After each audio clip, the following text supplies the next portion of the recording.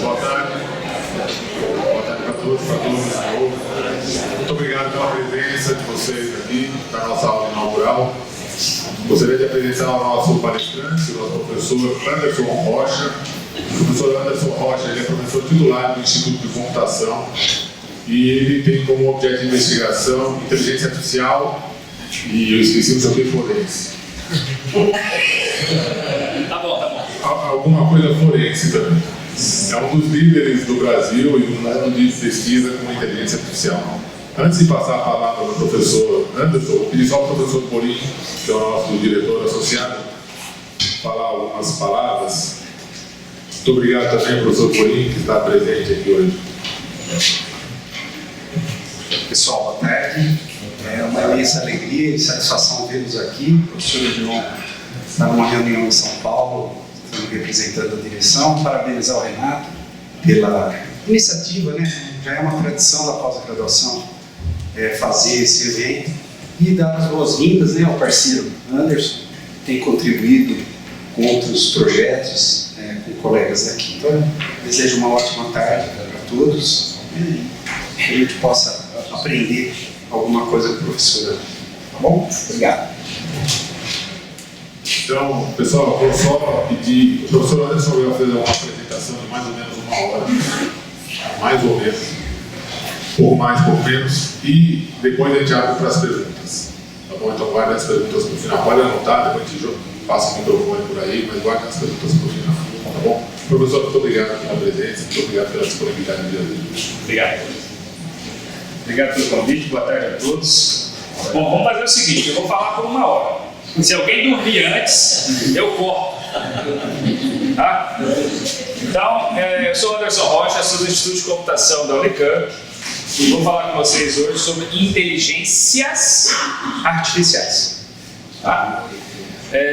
A ideia, então, só para colocar em contexto, eu trabalho com isso só na Unicamp como professor há 15 anos e com IA de forma geral há 23 anos. Tá? Então, quando eu comecei a trabalhar com IA, o pessoal não sabia muito bem o que era isso. Quando eu criei com outros 2 colegas no Instituto de Computação, com 3 colegas no Instituto de Computação em 2009, o Recode AI, que é esse que está aqui na camiseta, que eu vim fazer propaganda lá, né? Nós éramos 4 professores e 3 alunos. Não tinha muita gente querendo fazer IA.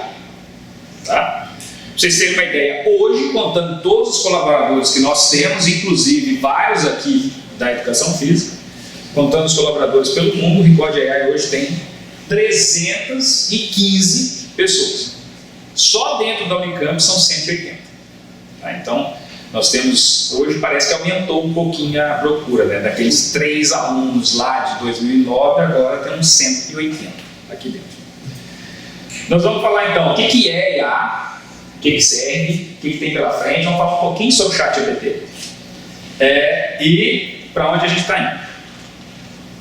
Bom, de forma geral, todo mundo escuta falar de IA, aquela visão de que nós vamos ser dominados, então é melhor aproveitar agora, porque daqui a pouco não tem mais nada, né? E uma das imagens que aparece pra gente é essa. Alguém aqui já viu essa imagem? HAL 9000, né? 2001, Odisseia no Espaço, Stanley Kubrick. E essa visão é de que a IA é negra, é dark, e ela temos um futuro péssimo. Ou essa, Ex Machina, vão chegar para dominar, vão dominar a conversação em todas as atividades intelectuais. Bom, isso é porque vende. Tá? Essa é a visão que vende. Se você tenta fazer essa visão de que a IA é mágica, a gente não critica o sistema que está aqui agora. Então essa é uma visão que favorece o capital, principalmente as que nós chamamos grandes 9 empresas da tecnologia, as Big 9. Tá? Então essa narrativa de que é mágico é ruim para todos nós, porque nós deixamos de exigir regulação, discussão crítica, fazendo com que as pessoas pensem a respeito do que está acontecendo. Tá? Então não é isso que a IA é. Muito pelo contrário. Eu trago aqui para vocês uma visão chamada o espaço morfológico da consciência. E nesse espaço morfológico da consciência, lá no eixo 1, temos os seres humanos.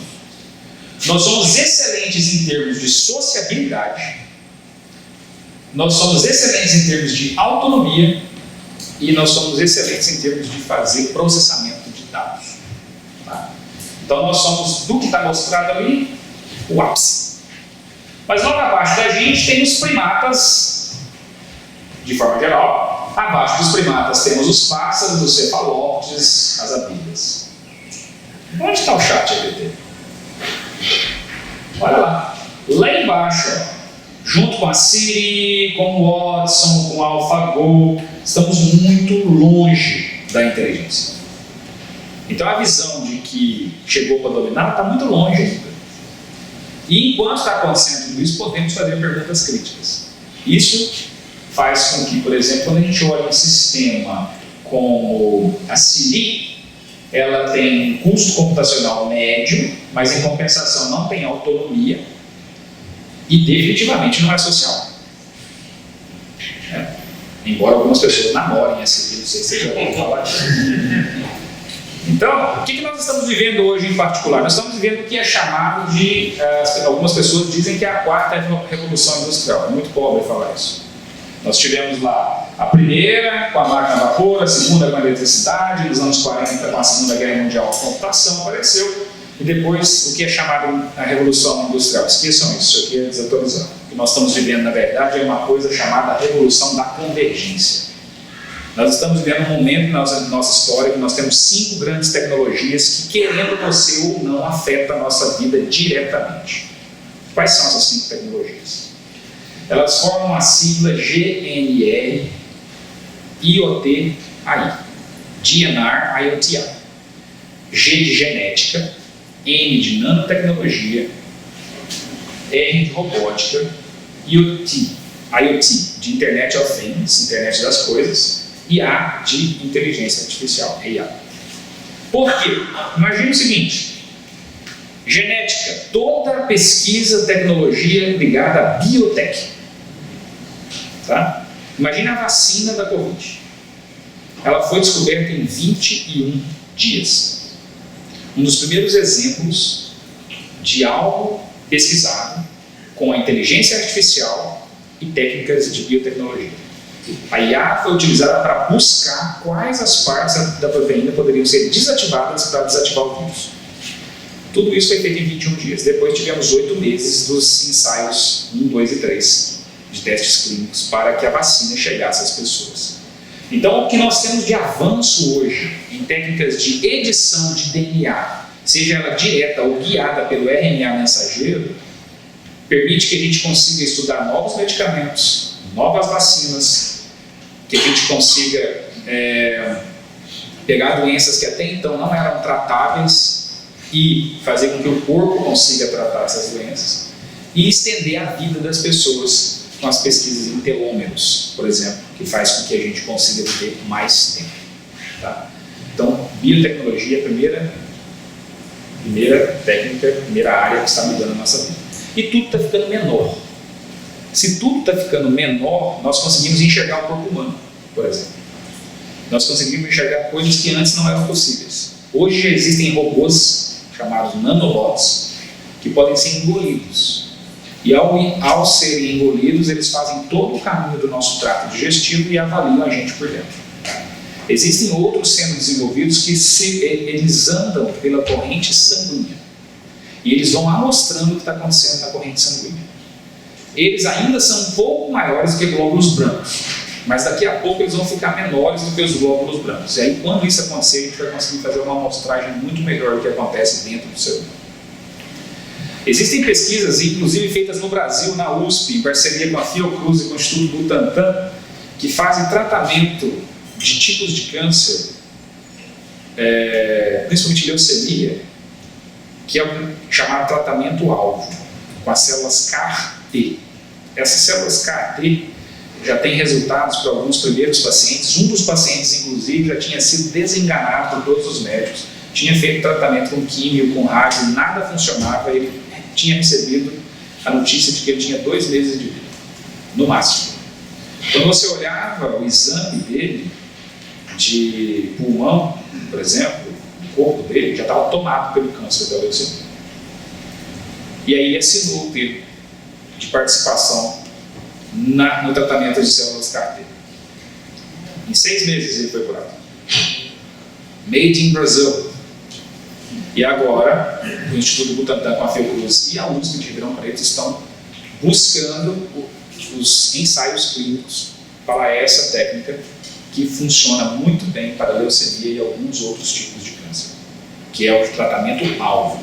Ao invés de usar um tratamento que é na média para as pessoas, você usa um tratamento que é específico para aquela pessoa. Você pega uma amostra de sangue ou de medula daquela pessoa e desenvolve o tratamento para ela. A eficácia é muito maior. Então nós estamos caminhando para esse momento da revolução também na nanotech. E obviamente no âmbito industrial temos muita tecnologia sendo desenvolvida em termos de robótica. 3 áreas. Tudo comunica dados. Isso é feito a partir de sensores, internet das coisas. Por exemplo, nós temos hoje chamados sensores inteligentes para monitorar plantio agrícola. A gente tem para fazer o que é chamado Smart Dust, poeira inteligente. Você amostra a atmosfera para saber o que está acontecendo, inclusive o solo. Em Dubai, por exemplo, existe Smart Dust para fazer chover quando eles querem. Então já não existe essa ideia que no deserto não chove.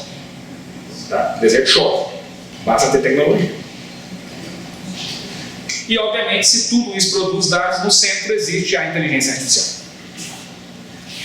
E com a IA, juntando essas 5 áreas, todas estão convergindo para um ponto comum, em que qualquer melhoria em uma delas significa melhoria em todas as outras. Então elas se aceleram. E elas são chamadas tecnologias exponenciais. Bom, junto com elas, existem mais 2 áreas chegando, e vão ser 7 até o final de 2030. Blockchain é a 6ª, e a 7ª, computação quântica. Quando essas 2 chegarem, blockchain está aqui, mas ainda não quanto pode impactar a gente, não está começando. Computação quântica ainda precisa de uns 10 anos, mas quando essas 2 chegarem, nós vamos ter 7 tecnologias que você, querendo ou não, vai te afetar diretamente. E aí a gente tem esse sentimento que tudo está acontecendo ao mesmo tempo em todo lugar. Né? Não se preocupe, isso acontece com todo mundo, mesmo para quem trabalha na área. Tá? E, inclusive, recomendo assistirem esse filme, que dá uma boa noção do que é se sentir com tudo acontecendo ao mesmo tempo em todo lugar. E o que é IA que todo mundo fala? Vamos ter uma definição que não é uma definição teológica, filosófica, é uma definição puramente pragmática. Qualquer sistema de computador, tá? Qualquer sistema de computador, que é capaz de pegar dados do mundo, que nós chamamos de dados externos, aprender em cima desses dados, algum tipo de decisão que vai ter que ser tomada, então aprende em cima desses dados, como exemplo, armazena esse conhecimento para tomar uma decisão no futuro, para atingir objetivos específicos, e tem que ser capaz de se adaptar ao longo do tempo. Então, por exemplo, eu estou desenvolvendo um novo sistema de IA para identificar se o indivíduo tem sarcopenia, está perdendo músculos e corre risco de vida, inclusive, porque pode sofrer uma queda a qualquer momento, e a gente sabe que queda para idosos é o início do fim. Se você desenvolve isso, você vai ter que coletar dados do mundo. Então você vai ter que coletar dados de muitos idosos e de pessoas que têm sarcopenia e que não têm sarcopenia. Então você está coletando dados do mundo. Você vai desenvolver um sistema de computador que vai aprender padrões em cima desses 2 grupos, o grupo controle e o grupo que tem sarcopenia. A partir disso, você vai desenvolver esse sistema então para analisar novos pacientes. Só que se você lançou no dia de hoje o sistema, daqui 1 mês, 2 meses, 3 meses, ele pode ser desatualizado.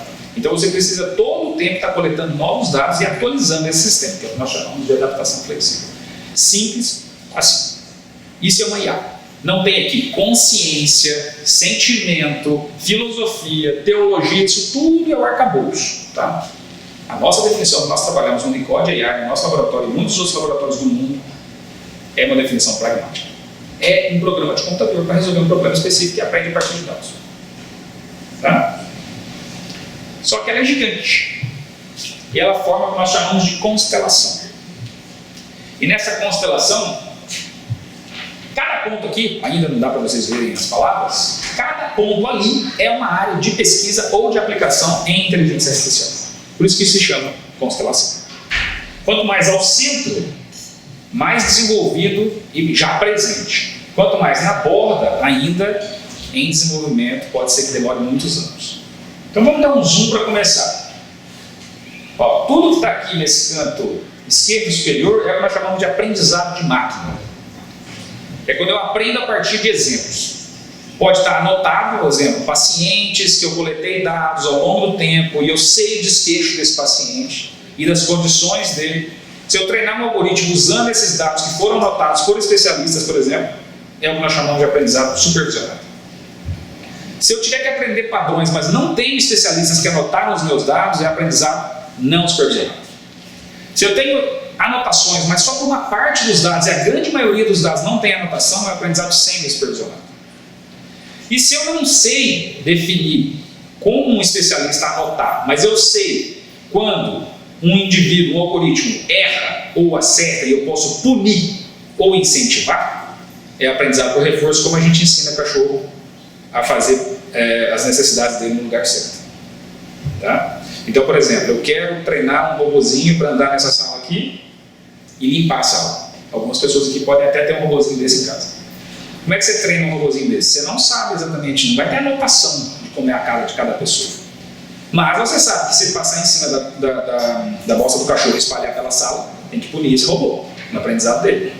Se ele chegar numa escada e descer um degrau e cair, tem que punir. Se ele bater na parede e continuar batendo na parede, tem que punir. E se ele passar em cima de uma bolinha de sujeira e aspirar a bolinha de sujeira, tem que incentivar. Você faz isso milhares de horas e ele vai aprender.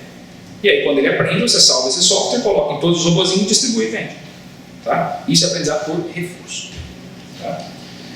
Se você for para o lado direito, tudo que a gente faz, por exemplo, nós chamamos de percepção do mundo. Se eu perceber o mundo a partir de câmeras, é visão computacional. Tá? Inclusive, tem professores aqui que, colaborando com o Instituto de Computação, por exemplo, já trabalham em vários projetos nessa área chamada visão computacional. Seja, por exemplo, a instalação de câmeras no ginásio, no estádio, para analisar a performance dos jogadores, seja, por exemplo, em Jogos Olímpicos, para você saber em diferentes esportes como está sendo o lançamento de determinado objeto, lançamento de martelo, tudo isso você pode fazer a partir de análise de câmeras, de imagens e de vídeos. Isso é visão computacional. Se você descer um pouco e for um pouco para a esquerda, Neuralink, por exemplo, essa nova empresa do Elon Musk, que está implantando chip no cérebro, é dentro de uma área que nós chamamos de Brain Computer Interfaces, interface de computador-cérebro. Aqui, por exemplo, nós desenvolvemos novos tipos de próteses. Quando uma pessoa sofre um acidente, perde um braço, perde uma perna, a prótese tradicional ela não tem nenhum tipo de computação, nenhum tipo de inteligência. Os novos tipos de prótese hoje eles têm sensores que se conectam ao restante dos nervos que sobraram no corpo da pessoa que sofreu o acidente. E esses sensores, essa prótese também tem sensores chamados ápticos, que analisam o mundo, sentem o mundo, transformam em impulsos elétricos, mandam para o nervo da pessoa, e isso é enviado para o cérebro. O cérebro processa a informação e manda um sinal elétrico de volta que é amplificado pelos sensores na prótese e a pessoa faz o movimento. Para vocês terem ideia de que ponto nós estamos hoje, existe um documentário na Netflix mostrando como é a vida de um alpinista que perdeu as duas pernas, fez esse implante dessas duas próteses e voltou a ser alpinista. Tamanho é o refinamento dele conseguir sentir onde ele está colocando a perna dele, o que está ali, o que ele tem que fazer para poder escalar novamente. Ele voltou a ser alpinista. Então todo esse desenvolvimento aqui é o que nós chamamos de Brain Computer Interfaces. Nós temos no Brasil, por exemplo, um grande centro de pesquisa em Maracaíba, no Rio Grande do Norte, pelo Miguel Nicoleles, que durante a Copa de 2014, inclusive, mostrou um exoesqueleto, fazendo com que a pessoa paralítica conseguisse andar. É uma referência mundial nessa área de Brain Computer Interface, e agora tem a Neuralink também tentando entrar nesse mercado. Por exemplo, aquele indivíduo que alguns meses atrás implantou o chip da Neuralink, ele agora já consegue controlar o mouse no computador com o pensamento. Para ter uma ideia. Bom, se a gente vai um pouco mais para a direita, tudo que é relacionado à linguagem, seja ela falada ou escrita. Então aqui é o que nós chamamos de processamento natural de linguagem. Tá? E aí temos muitas outras coisas que não temos tempo aqui de discutir, mas mostra que a área de inteligência artificial hoje, ela é como se fosse a área de medicina, em termos de tantas áreas que ela tem de investigação. Tá? Bom, mas como que isso muda o mundo ao nosso redor? Por exemplo, vocês terem consciência, olha só, a gente tem muitos desafios. O Shida aqui, colaborador, com o Milton, colaborador nosso com o Recode, temos várias pessoas do projeto Viva Bem aqui, de saúde e bem-estar com inteligência artificial. Nós temos que analisar o mundo via sensores. Esses sensores produzem dados que nós chamamos contínuos, mas as condições são dinâmicas, mudam o tempo todo. Tem hora que o sensor para de funcionar, tem hora que o sensor muda a frequência, tem hora que por alguma razão o sensor não funciona, né? A gente tem que desenvolver soluções que são explicáveis, porque não basta dizer que o indivíduo tem chance de desenvolver, por exemplo, diabetes, ou que ele tem um problema de hipertensão, ou que ele tem algum problema de Parkinson, está desenvolvendo Parkinson. A gente tem que explicar a solução. Então, um algoritmo não pode falar sim ou não com certa probabilidade, ele tem que falar isso e explicar, mostrar para um especialista humano por que, como que a decisão foi tomada. A gente nunca sabe as condições do mundo todo, então a gente chama isso de cenário aberto e tem vieses. Se a gente coletar dados de todos os participantes na pesquisa, são jovens, atletas da educação física, a gente não vai conseguir concluir muito, porque o mundo é muito mais complexo do que atletas da educação física.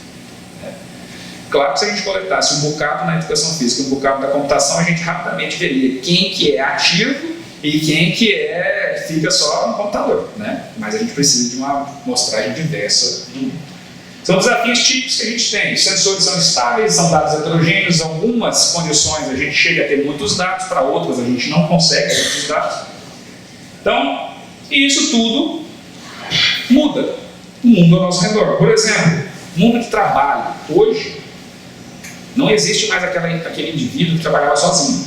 Ele tem que trabalhar em equipe. Se ele não trabalhar em equipe, ele não vai ter sucesso no mercado de trabalho. Hoje, não existe mais aquele indivíduo como os pais de vocês ou os avós de vocês que iam para a escola, formavam, acabavam a graduação, por exemplo, e falavam assim: agora eu vou trabalhar e não tenho mais que estudar. Se você tiver uma pessoa, conhecer uma pessoa que fala isso hoje, já era, em pouco tempo ela está fora do mercado. Hoje, toda profissão você tem que se atualizar o tempo todo, formação contínua. O que mais? A economia hoje é mundial. É o que nós chamamos de economia de crowd, de multidão. Então, antigamente, um indivíduo que abria um negócio, ele abria um negócio no seu bairro, para ele o sucesso era aquele negócio ir para frente, do bairro. Pouco tempo depois passou, a expansão é a cidade. Então, o indivíduo abriu um negócio aqui em Campinas, se ele fizesse sucesso em Campinas, e quem sabe expandir para São Paulo seria excelente. Hoje em dia, qualquer pessoa que atua na área de tecnologia, quando abre um negócio, já pensa rapidamente: eu tenho que ter sucesso no estado. Isso é o mínimo. O plano de 2 anos é sucesso no Brasil. O plano de expansão para 5 anos tem que chegar na América Latina. Então, a economia, a extensão daquilo que você faz é muito maior. Antigamente, e aqui eu garanto que muita gente chegou a pegar isso, quem que gerava conteúdo no Brasil? Você chegava todo dia 7 para 8 da noite, sentava na frente da TV, tinha uma empresa que produzia conteúdo. Qual era? Globo. Dizem que existia uma outra chamada SBT, mas que deve ser menos de 5% das vezes, porque eu, que sou de São Tomé das Letras, o que chegava lá pra gente era Globo. Né?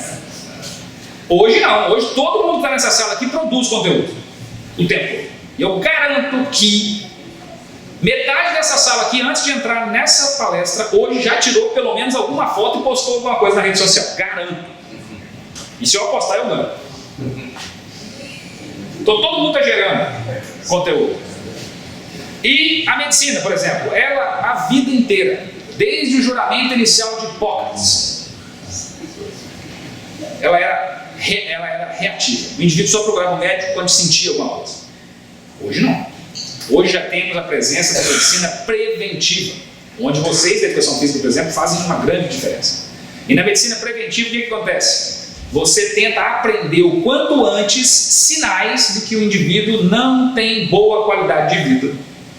E se você consegue identificar aquilo que sai do padrão de uma boa qualidade de vida, aquilo muito provavelmente dentro de 5, 10, 15 anos pode ser um problema sério.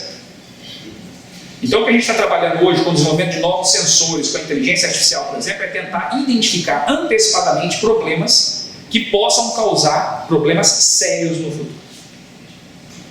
O projeto Viva Bem que a gente tem, por exemplo, que eu vou mostrar um pouquinho daqui a pouco, vai nessa linha. Tudo hoje é personalizado. Você já teve a curiosidade de fazer uma busca no Google e depois fazer a mesma busca no celular do coleguinha? Você vai ver que a ordem das respostas é diferente. Certeza, vou dar um exemplo meu. Tá? Eu sou um pesquisador de inteligência artificial. Então, para mim, se eu for no Google e digitar D-O-G, dog, vocês acham que eles vão retornar cachorro para mim? Não.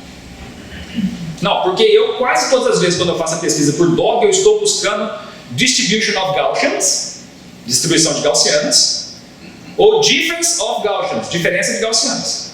Raramente eu estou procurando um cachorro. Então ele usa essa personalização. E aí um dia eu estava lá fazendo uma pesquisa, por dog inclusive, e eu queria que retornasse para mim o desenho da pirâmide, que é como a gente representa essas diferenças de imagens para fazer a tal dog. E era uma das primeiras vezes que eu fazia essa busca e o Google retornou para mim um monte de cachorro. Lá, foi no Google Images. E o mais interessante não foi eu ficar... O mais interessante foi o susto que eu levei pelo Google retornar para mim cachorros. Mas aí eu parei para pensar alguns segundos depois e falei, não, mas tá correto, né? Porque dog é cachorro. E aí, mas com o tempo ele foi acostumando, porque eu só aplicava nas imagens de diferença de Gaussianas e hoje, por exemplo, existe chance dele retornar para mim a distribuição de Gaussianas. Então a busca ela é personalizada, tudo é personalizado. E estamos vivendo essa questão das notícias falsas, dos deepfakes, porque quando você produz muito conteúdo e todo mundo pode produzir conteúdo, também você extrapola as condições de geração de conteúdo, muita gente gera conteúdo falso. Aí nós temos agora então um novo conceito de trabalho em equipe, até a forma como a gente se locomove na cidade mudou, todo mundo usa o Waze mesmo quando sabe o endereço, por quê? Porque você quer saber como é que está o tráfego, né? E quando vai calcular empréstimos, seguros, tudo está sendo levado em consideração. O que você faz de forma geral? Bom, até a cidadania. Tudo que você faz de serviço burocrático hoje está indo para a automatização. Eu renovei recentemente minha carteira de motorista, ela saiu em 24 horas. 24 horas, isso porque eu tive que ir no poupa-tempo para coletar a biometria, porque se eu não tivesse precisado ir lá, sairia mais rápido, porque era só fazer o protocolo e ele já emitiria. Então, o Brasil, nesse sentido, é um dos líderes no mundo, porque nos últimos 10 anos o Brasil tem avançado muito nessa questão de o GOV, os serviços GOV, concentração num lugar só, poupa-tempo aqui no caso de São Paulo. Algumas vezes a gente tem o sentimento que o poupa-tempo é gasta-tempo. É verdade. Mas você chegar a experimentar como é que era antes? Meu amigo, se você fosse renovar a carteira antes, poupa-tempo pode ir preparado. Tá? Então são as novas realidades que nós temos. E aí, a gente pensa, por exemplo, em saúde. Em saúde nós temos inúmeras novas aplicações. Por exemplo, em wearables, que são os vestíveis, computação vestível para fazer a nova percepção do corpo humano. Nós temos apps personalizados, novos laboratórios com novos equipamentos que permitem a gente avaliar coisas que eram impossíveis. Monitoramento de pacientes, pegando dado do mundo real, tudo isso mudando a forma como a gente atua. Por exemplo, aqui, assistentes virtuais para ajudar na interação com os pacientes, oncologia, novas formas de detecção de câncer antecipadamente. Cardiologia, inclusive, fechamos pela parceria do Viva Bem, que é um projeto que a Educação Física tem parceria conosco. Vamos avaliar dados do Hospital do Coração em São Paulo, com 2 ou 3 centenas de pacientes, para verificar se conseguimos enxergar coisas diferentes nos dados de ecocardiograma para ajudar o especialista, para tentar ajudar a aumentar a capacidade de análise, porque o ser humano é muito bom diferenciando uma coisa de outra em algumas poucas dezenas de dados. Quando você parte para centenas, milhares, aí não tem como. Então a gente precisa filtrar quais são os casos mais importantes. Primeiro, que necessitam de ação imediata. É mais ou menos aquele negócio que você tem quando você entra no hospital, você vai ser classificado como amarelo, verdinho, vermelho. Né? Eu sei muito bem do vermelho, porque teve uma vez eu fui internado com suspeita de ataque cardíaco, na verdade era estresse. Então foi quando eu resolvi mudar de vida.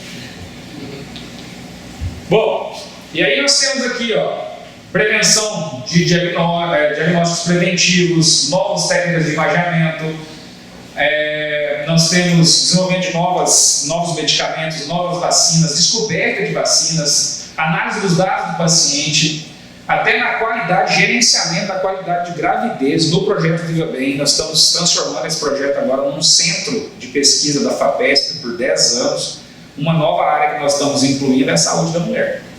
E na saúde da mulher nós queremos identificar traços, por exemplo, de diabetes, porque é o caso da diabetes gestacional, de estresse pós-parto, ou antes do parto, a ansiedade extremada por causa da expectativa do parto.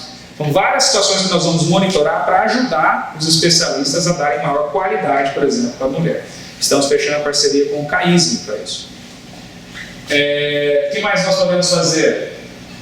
Triagem em tempo real. Quem precisa realmente do atendimento médico? Agora.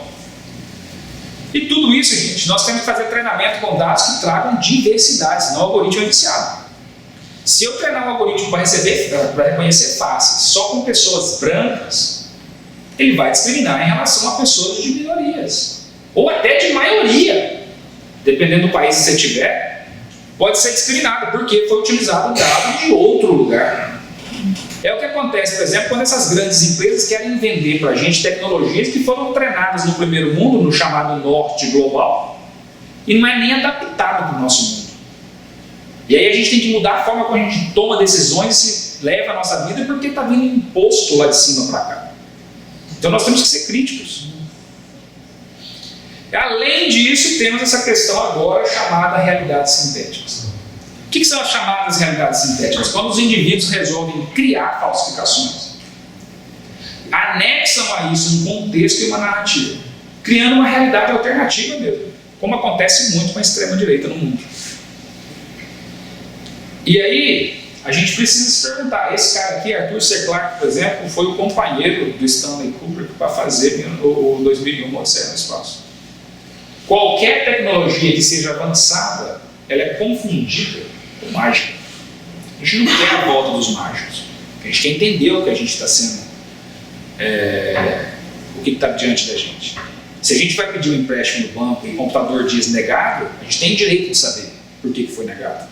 O computador é assim. Quantas vezes, eu garanto que já aconteceu com vocês aqui, quantas vezes vocês foram fazer alguma coisa e a pessoa que atendeu vocês falou, não, o computador é que está negando. Não é o computador que está negando. É alguém que colocou a regra lá. A gente tem que criticar e demandar a legislação. Como a União Europeia acabou de fazer agora com o ato da inteligência artificial e que, consequentemente, muito provavelmente o Brasil vai fazer nos próximos anos, seguindo a União Europeia.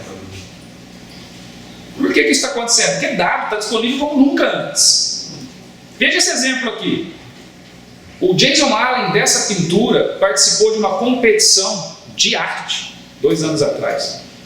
Ele ganhou a competição com essa obra, que se intitula Arte d'Opera Espacial, que é o teatro da ópera espacial. Ele ganhou, é uma pintura. E depois que ele ganhou, ele falou, não foi eu que fiz. Isso aqui foi feito pela inteligência artificial a partir de 800 interações que eu fiz com o Midjourney, que é um software para geração de imagem. E aí tem toda uma discussão a respeito. Eu, particularmente, entendo que ele é o artista, porque ele interagiu 800 vezes até chegar no que ele queria. Mas olha que é possível criar com a IA.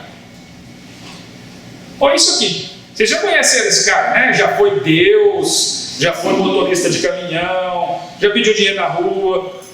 Alguns chamam ele de Morgan Freeman. Mas esse aqui não é ele. I'm not Morgan Freeman. And what you see is not real. Well, at least in contemporary terms, it is not. What if I were to tell you that I'm not even a human being? Would you believe me? What is your perception of reality? Is it the ability to capture, process, and make sense of the information our senses receive? If you can see, hear, taste, or smell something, does that make it real? Or is it simply the ability to feel? I would like to welcome you to the era of synthetic reality. Now, what do you see? O que nos faz humanos? É a capacidade de tocar? É a capacidade de ver? De escutar? Não. Porque tudo isso a gente já consegue fazer de forma artificial. O que nos faz humanos é a nossa capacidade de sentir. Fio. Olha isso.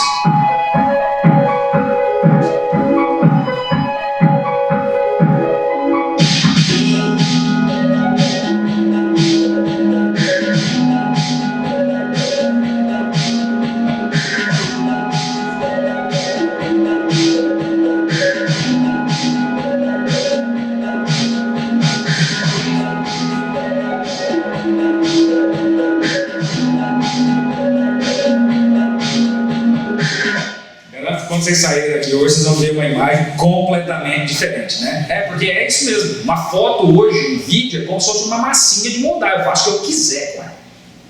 E aí você vai lá todo feliz, tira uma selfie, coloca na internet, no Facebook, no Instagram. Gente, eles podem pegar essa imagem e fazer o que quiser. Pode colocar você no filme pornográfico. E não é difícil fazer. Tá? Eu tenho analisado vários casos junto com a Polícia Federal de situações assim. Situações de marido e mulher que brigam em vingança um ao outro, divulga fotos desse tipo, ou vídeos desse tipo, porque está todo mundo colocando os dados de graça na internet. Esse cara que eu acabei de mostrar se chama Adobe Firefly, foi lançado 6 meses atrás. Qualquer um pode comprar o software e fazer isso em casa. Posso pegar uma foto com uma sala dessa aqui, o apresentador sou eu, tiro o meu rosto, coloco o rosto do Milton, por exemplo. Simples assim. E aí, como é que você faz para detectar esse tipo de coisa? É pesquisa que nós fazemos, por exemplo, aqui no Recorde. Pesquisa de identificação de falsificações. Olha esse outro aqui. Esse aqui está sendo usado, inclusive, no cinema. Garanto que tem cenas aqui que vocês já viram em filmes e acharam que foi filmado.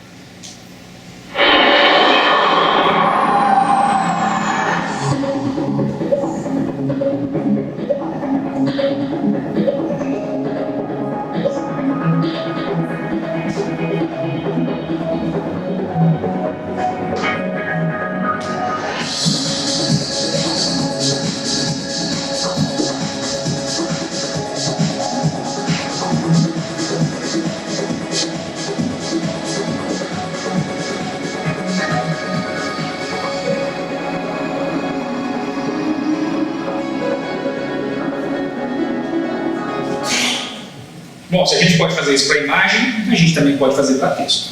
E para texto se chama ChatGPT. E no ChatGPT é muito usado em educação e treinamento. E ele alucina. Tá? Então, é usado em educação e treinamento? Sim, tem muito potencial. Mas se você não souber o que você está perguntando, você pode acreditar naquilo que está vindo e aquilo pode estar errado. Vou dar exemplo de como você pode usar bem. Estou fazendo um estudo de um novo tema. Tenho mais de 20 papers que eu preciso ler. Mas antes de ler os 20 papers, eu precisava fazer uma comparação rápida entre eles, para eu priorizar. Okay? Concatena tudo, faz o upload no ChatGPT e fala, quero um resumo. Ele faz.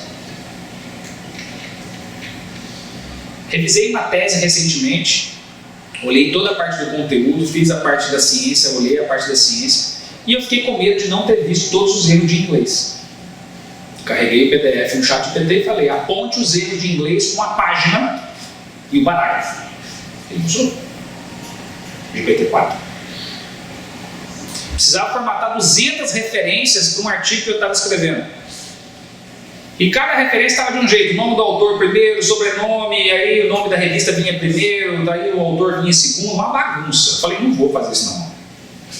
Carreguei a lista no TXT, coloquei no ChatGPT e falei, formata da seguinte maneira. Nome dos autores, ponto, nome da revista, se for revista, e itálico, se for conferência tem que ser normal, ano, entre parênteses, editora. Ele mandou tudo certinho e ainda falei no final, me dá o código em BibTeX, porque a gente na computação usa LaTeX. Peguei o código, colei no artigo, compilei, nenhum erro. Ou seja, se você consegue verificar rapidamente que o que ele está fazendo é útil, use. Disciplina de inteligência artificial que eu estou dando esse semestre, 110 alunos. Primeiro dia de aula, eu falei, se você não usar o ChatGPT nessa disciplina, você não passa. Porque você não vai dar conta das coisas que eu vou pedir na disciplina para fazer sozinho. Você precisa da IA para te ajudar. Rapidinho, todo mundo se adaptou. Eu falei, no dia da prova, quero todo mundo com o celular na mão, porque vocês vão fazer a prova usando o ChatGPT. Ele vai ter que te ajudar, mas tem um detalhe. Se você não souber identificar que o que ele está te dando é alucinação, a sua nota vai ser bem ruim. Porque é assim que você faz a pessoa, não é proibindo, é mostrando que a pessoa tem que ser crítica. Tá? O que mais? Bom, lançamento, 1 mês atrás. Se nós fazemos com imagem e nós fazemos com texto, também fazemos com vídeo.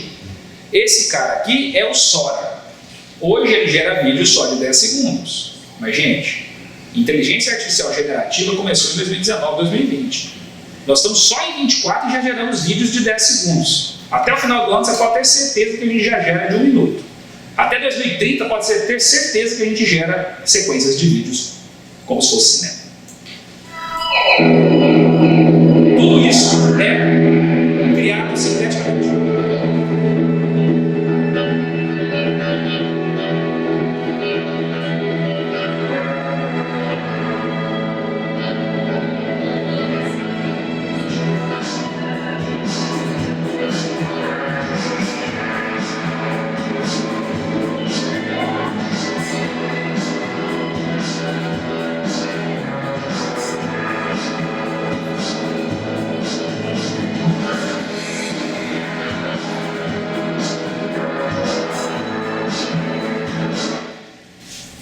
Não tem edição, tá?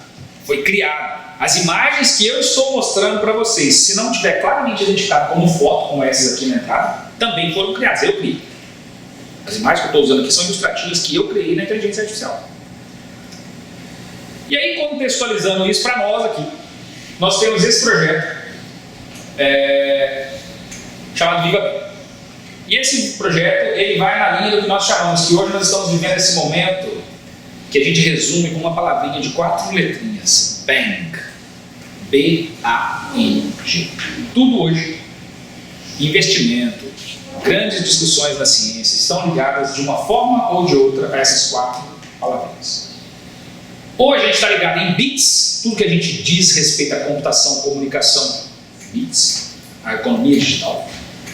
Hoje a gente está no mundo em termos de átomos, novas pesquisas para novos materiais, novos materiais de supercondutividade, novas formas de energia, energia limpa, hidrogênio verde, tudo isso. Então está ligado a átomos. Neurônios, tudo que a gente está pesquisando em termos de entendimento do cérebro, tanto a parte psíquica quanto a parte física. E genes, o que a gente está fazendo em biotech. Então, aqui provavelmente está ligado aí uns 80% do que a gente tem visto na mídia de novidades tipicamente. E nesse contexto eu vou falar um pouquinho sobre esse cara. Se chama Viva Bem. E o objetivo é esse mesmo. Como a gente faz as pessoas viverem melhor. É um projeto entre diversas unidades da Unicamp. Tá? Esse projeto conta com um patrocínio 100% da indústria, que é feito pela Samsung.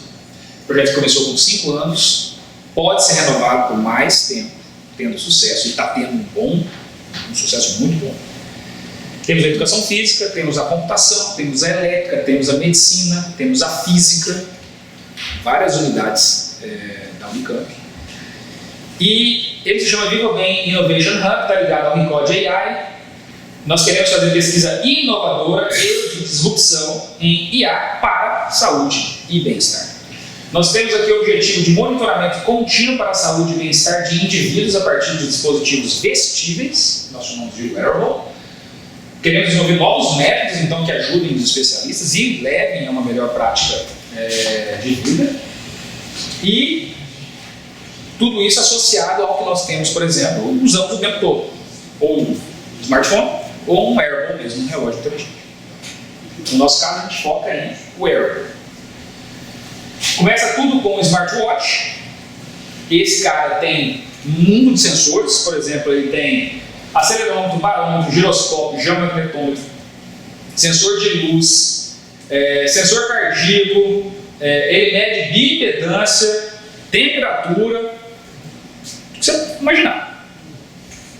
E com esses dados a gente tenta identificar o quanto antes alguma manifestação anormal ou, em algumas situações, fazer com que a pessoa possa praticar melhor esportes, por exemplo. Então a gente tem aqui pesquisa na área de saúde e bem-estar, neurociência, educação física, inteligência artificial, na parte explicável. A gente tem na parte de desenvolvimento de software, engenharia de software, porque tem que desenvolver um software para entregar, porque tem que ser útil, tem que ser usável. E, inclusive, essa semana tivemos um registro de software no INPI. Esse software já é, por exemplo, para capturar dados de sensores. A gente consegue capturar praticamente todos os sensores. Esses dados já vêm prontos para análise de pesquisa científica, está sendo disponibilizado para o nosso parceiro Samsung e outras universidades do Brasil. E fazemos também Federated Learning, ou seja, eu tenho que analisar um determinado paciente, um participante, mas eu não quero compartilhar o dado dele. Então eu faço processamento aqui dentro, por exemplo, e mando para a nuvem, para a internet, apenas o processamento matemático. O que é privado do indivíduo não é compartilhado. Tudo isso, obviamente, exige uma grande infraestrutura computacional. Para isso, a gente trabalha com um dos maiores clusters de inteligência artificial da América Latina, que equivale a 2 milhões de notebooks. Esse cluster é da Samsung e a gente tem acesso a ele para a nossa pesquisa. Temos 10 linhas de atuação. Tá? Vou falar sobre algumas delas. Por exemplo, a primeira delas é detectar o quanto antes manifestações de Parkinson. Coletamos dados no Hospital das Clínicas da Unicamp. E a ideia é que a gente mensure a intensidade dos tremores e consiga ter insights sobre o tipo de tremor que a pessoa tem e se aquilo está levando ao Parkinson. Uma outra coisa que a gente tem pesquisado com eles é, uma vez que a pessoa toma um medicamento para controlar o tremor, esse medicamento está fazendo efeito? E a gente já tem dados mostrando que, por exemplo, um medicamento chamado levodopa, que é um medicamento utilizado por quem tem Parkinson, a gente consegue verificar no sinal do acelerômetro, o tremor diminuindo ao longo do tempo, quando o remédio começa a entrar em ação. Ou, por exemplo, a gente trabalha com reconhecimento de ações, para ver se o indivíduo é ativo ou não pratica esportes, composição corporal, a gente trabalha com identificação de sinais de diabetes, hipertensão, síndrome metabólica, temos cuidados específicos para idosos, principalmente se está havendo perda muscular, no pessoal da educação física também, ansiedade e estresse. A gente detecta, hoje já temos um detector inicial que consegue acertar em mais de 80% dos casos que a pessoa está tendo picos de ansiedade. E se a gente consegue fazer isso, a gente pode medir quantas vezes na semana ela teve aquilo. A gente pode fazer um relatório e falar, ei, está na hora de ver um especialista, algo está errado. Por outro lado, a gente consegue também identificar que o indivíduo tem comportamento sedentário. Porque todo mundo acha que acorda 7, 8 horas da manhã, vai lá, faz uma hora de caminhada e achou, já fiz meu exercício do dia, sento durante 10 horas, a comida é entregue pelo iFood, o cara mal levanta da cadeira para pegar a comida, come na frente do computador e ele acha que é ativo. Né? Mas não é. Ele está em comportamento sedentário e não sabe. Qual é o efeito no corpo dele? Nossa tarefa é medir isso. E a gente já tem hoje um detector desenvolvido no projeto com colaboração aqui da educação física que acerta mais de 90% quando o indivíduo está sedentário. Imagina se você consegue produzir isso e avisar aqui no reloginho, ei, dá uma levantada aí, meu amigo, porque você não está ativo não. Tudo isso a gente faz. A gente tem o objetivo de analisar esses dados no tempo. Então esses dados produzem, esse relógio produz dados no tempo, o tempo todo. Alguns deles na escala de milissegundos.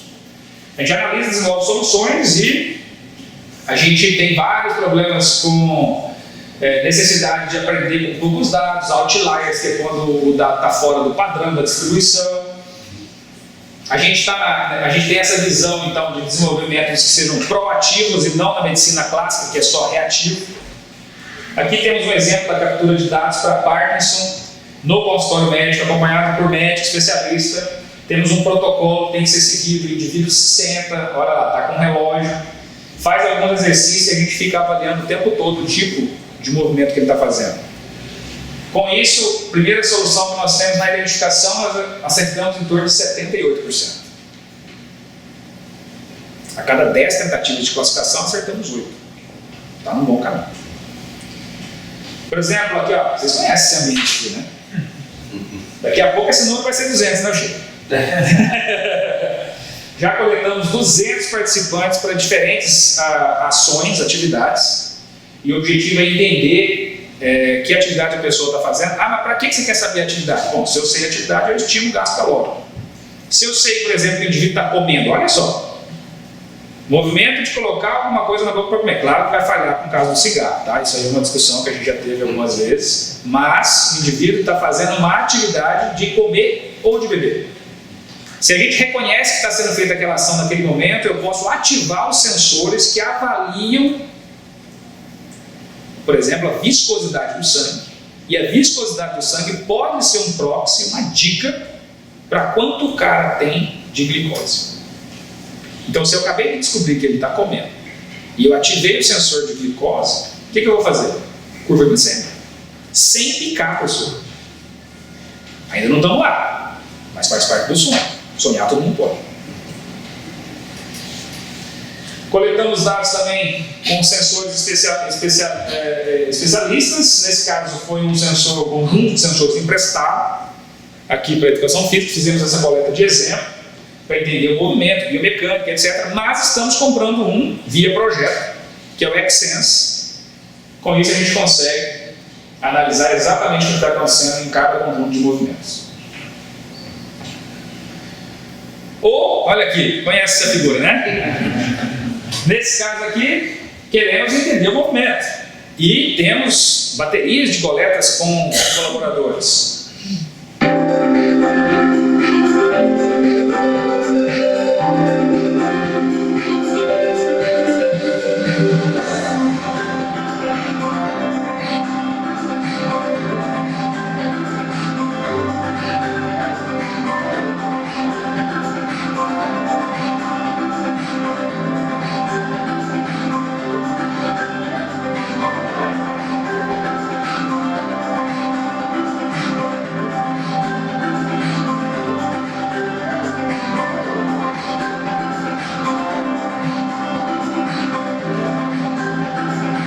Isso, gente, é pesquisa para o bem da sociedade.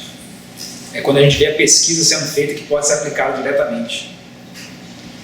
Outro exemplo, ó, coloca a molecada fazer trabalho de escritório aqui, né?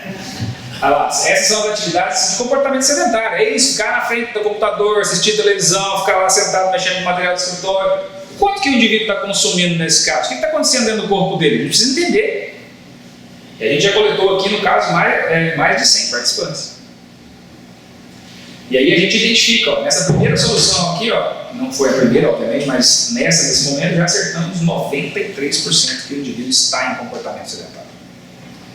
Ou, está dormindo ou está acordado? E se está dormindo, o sono é de qualidade? Qual o estágio do sono? Quanto tempo em cada estágio do sono? A gente pesquisa isso também, olhando não só o dado do relógio, mas também, isso aqui já na coleta com uma parceria com a física. Sabemos as áreas do cérebro que estão sendo ativadas.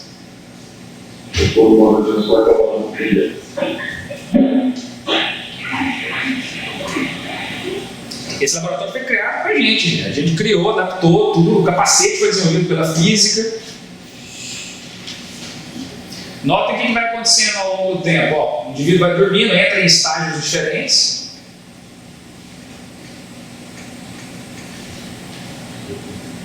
E aí, só para ter um resumo aqui, olha só o que vai acontecendo ao longo do tempo. Acordado, essas são as regiões do cérebro que estão ativadas. Sono leve, já está ativando outra. Sono profundo, REM, acordou. Sono leve, profundo, REM, acordou. É muito lindo, né? A ciência é um negócio maravilhoso. E aí, com isso, a gente também pode analisar a ansiedade. Quais as áreas do cérebro são ativadas quando o indivíduo está ansioso? E estressado. Se você sabe fazer isso, você pode mudar a vida do cara. Né? Então, por exemplo, olha aqui que legal. Nesse caso, a gente tem que saber se o indivíduo está ansioso ou não, mas aí ele chega calmo. Aí como é que você faz para coletar isso, professor? A gente induz a ansiedade. Temos protocolos para induzir. Claro que o mais clássico é pegar uma caixa de sapato, né, colocar uma barata lá dentro e pedir para a pessoa colocar a mão. Mesmo avisando que a barata é de borracha, o indivíduo fica ansioso. Nós não estamos com esse protocolo, tá? O protocolo que nós temos é fazer isso que essa pessoa vos fala. Mandar a pessoa fazer uma apresentação. Quase todo mundo vai ter ansiedade para fazer isso. Eu não, já estudei, faço há mais de 15 anos, então já perdi a vergonha. Mas a maior parte das pessoas tem ansiedade por público. Esse é o primeiro. O segundo é mandar a pessoa fazer cálculo de cabeça, que nós chamamos de cálculos aritméticos. Pede para o cara multiplicar 99 por 13. Ele vai tentar fazer. E à medida que ele vai vendo que não vai dando certo, ele vai perdendo mais um, perde um aqui e travou. Aí ele fica ansioso. Então é o protocolo de cálculos fáceis aritméticos. Aqui está um exemplo durante esse processo em que ele vai fazendo esse protocolo de captura de dados e aí a gente mede atividade cerebral, pressão sanguínea, batimento cardíaco, quanto ele está exalando CO2 e o eletrocardiograma. E com tudo isso a gente consegue descobrir quais áreas do cérebro que estão sendo ativadas, como é a pressão sanguínea, batimento cardíaco, quanto exalou de CO2, e a gente sabe o que acontece no corpo quando a pessoa entra em ansiedade. Por exemplo, um dos algoritmos que nós desenvolvemos, vocês conseguem ver ali, ó, no canto esquerdo inferior, a nossa visualização do sinal. Quando a pessoa está com baixa ansiedade, a parte vermelhinha está ativada praticamente na metade do quanto ela é ativada quando ela está ansiosa. Quem tiver curiosidade de conhecer um pouco mais, acessem o site vivabem.unicamp.br, que é o nosso projeto em parceria. Tudo isso é para mostrar para vocês que está na hora de entender que a IA está aqui para ficar. Não vai embora. E ela muda a forma como a gente faz as coisas. Por exemplo, o que nós podemos esperar para os próximos anos? Todas as imagens, já falei, foram criadas na inteligência artificial. O que vai mudar em saúde, finanças, mobilidade? Por exemplo, saúde e bem-estar. Medicina passa a ser personalizada, novas formas para a descoberta de medicamentos, diagnóstico. Em finanças, detecção de fraude, algoritmos fazendo aplicações na bolsa, já está assim. É o HFT, High Frequency Trading.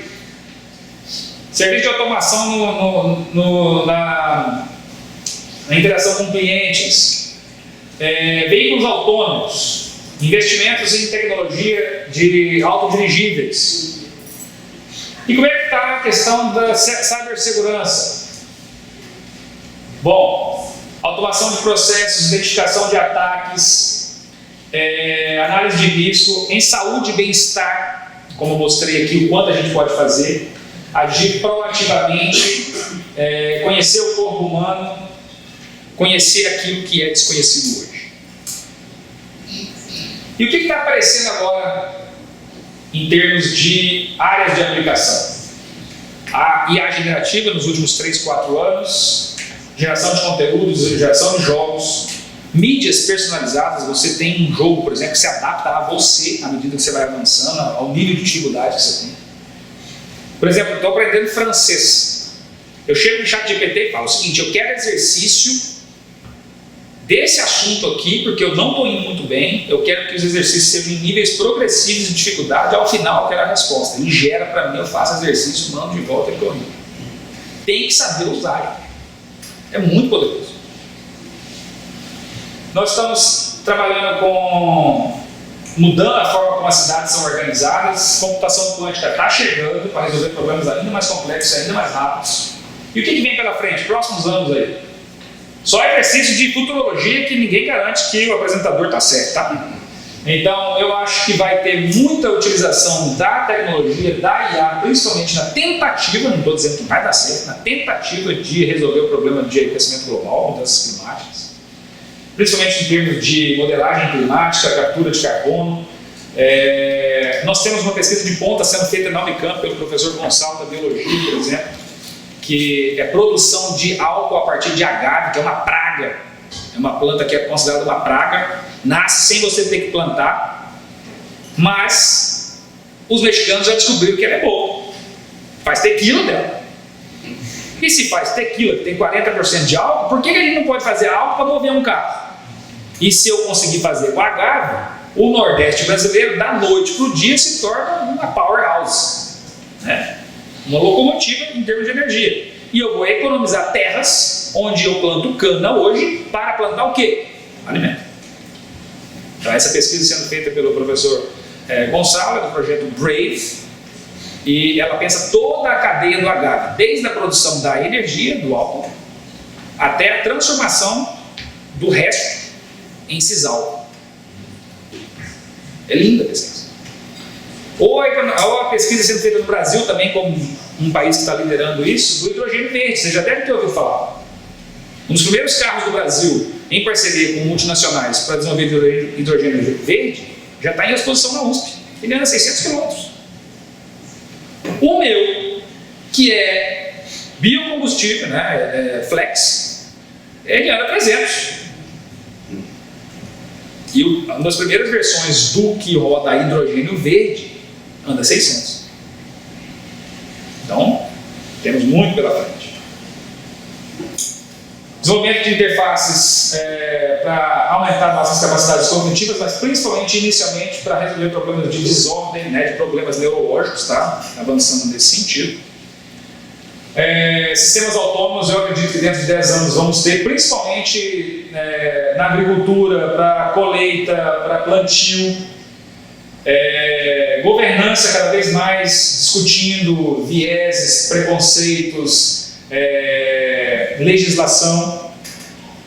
E nos próximos 10 anos, aí totalmente, eu estou errado, tá? Estou avisando, mas isso aqui é o que eu acho que vai acontecer. Eu acho que nós vamos começar a usar muito a IA para a exploração espacial, não para a gente ir, mas do jeito que está a exploração desenfreada de recursos naturais aqui. Não sei se vocês já sabem, mas já tem empresa que está explorando extração de minério no espaço em asteroides. Vocês sabiam disso? Não é ficção científica. Já tem. Tá? Nós temos muita pesquisa em ciência de materiais. E aí, para isso, Campinas é líder no Brasil com o Sirius, né? Com 17 linhas de luz para pesquisar novos tipos de materiais. Principalmente a busca agora é por materiais que sejam supercondutores à temperatura ambiente, porque isso modificaria totalmente a forma como fazemos computação.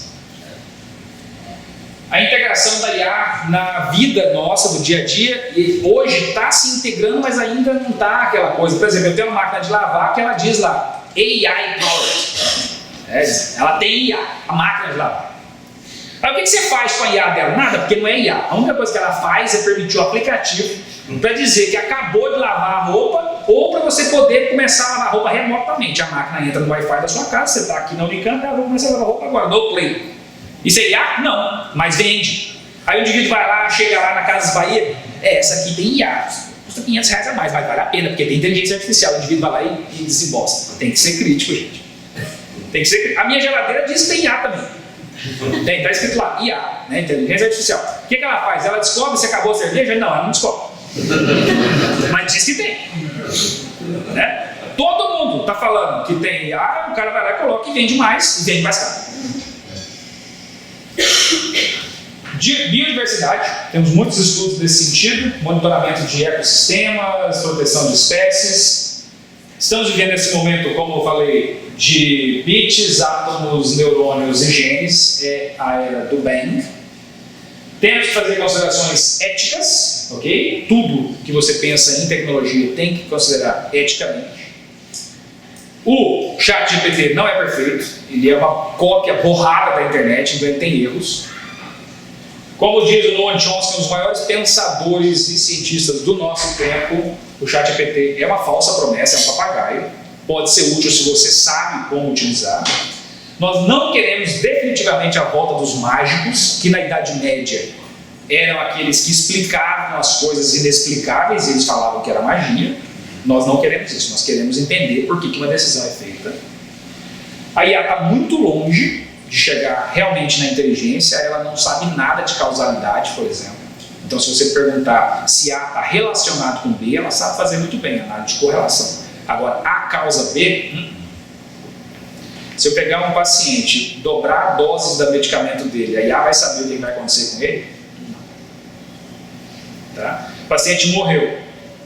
Eu quero verificar se eu tivesse dado a metade da dose, o paciente teria sobrevivido? A IA não sabe.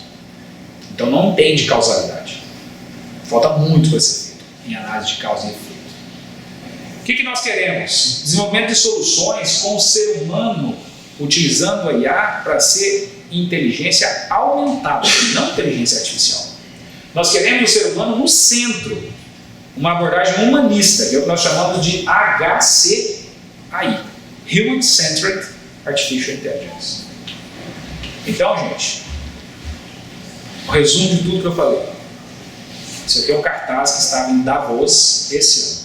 Vamos levar a sério porque chegou para ficar.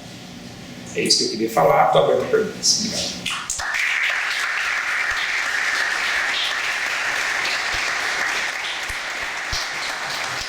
Quando ninguém dormiu, eu continuei falando. Então tá bom, pessoal. Alguém tem alguma pergunta? Leva o microfone aí.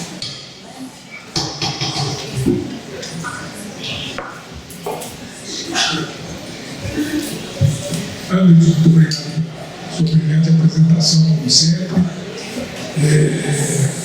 A questão, acho que mais importante hoje para pensar nem nas questões éticas, nas questões legais, é a questão desses dados, né, como eles são produzidos. Eu dou sempre o exemplo da penúltima Copa do Mundo, que o MATLAB resolveu pegar um monte de dados de todas as seleções e fazer uma predição do resultado da primeira fase da competição. E errou muito mais do que o pessoal do parque estava lá tomando cerveja. Por quê? Porque pegaram os jogos tem 10 anos passados da equipe que não correspondem nenhuma à realidade. E a gente sabe que tem muito essa coisa do viés dos dados. Né? Como é que a gente pode, junto com as questões éticas e as questões legais, fazer isso, de uma certa forma, minimizar quando a gente pensa na eficiência dos algoritmos? Obrigado. Obrigado pela excelente pergunta. O caminho que nós, no nosso trabalho aqui na Unicamp, temos feito é multidisciplinaridade. A melhor maneira de você reduzir erros e entender mais os problemas é trabalhar em equipe, com pessoas que entendem os diferentes aspectos do problema. Se você vai fazer algo como isso que você acabou de falar, vamos fazer um algoritmo para prever resultado de jogo. Bom, garanto para você que colocaram um bando de programador lá, o pessoal da computação achava que era só analisar o dado e pronto, vamos dar uma resposta. Não é assim que funciona. Se você não tem gente que entende da problemática, não me venha querer solucionar, né? Como você deve conhecer o Dario falar. Nós precisamos de multidisciplinaridade. Quanto mais diversas as equipes de trabalho, de pesquisa, mais chance você tem de identificar esses tipos de viés. É isso que a gente tem feito, por exemplo, no RICOD. A gente tem pego pessoas que complementam a formação das outras. Eu até gosto de dar o exemplo, o Chico já ouviu esse exemplo. Teve um processo de seleção recente em que eu acabei pegando um pós-doc que é um monge Hare Krishna. Por quê? Pensei o seguinte, o cara fez doutorado em inteligência artificial e é monge Hare Krishna. Olha a visão diferente que ele vai trazer para o meu grupo. Ele vai pensar diferente. Então, quando você traz pessoas que pensam diferente, que complementam as outras, você tem mais chance de identificar esse tipo de problema. Outra coisa, você precisa entender que lixo na entrada é lixo na saída. Que machine learning não é magic learning, não é aprendizagem mágica. Então, tem coisas que têm as suas limitações e a gente tem que entender isso.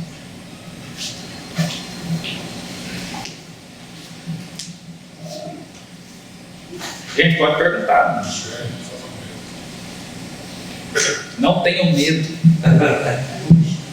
Anderson, queria que você comentasse um pouco essa sua experiência.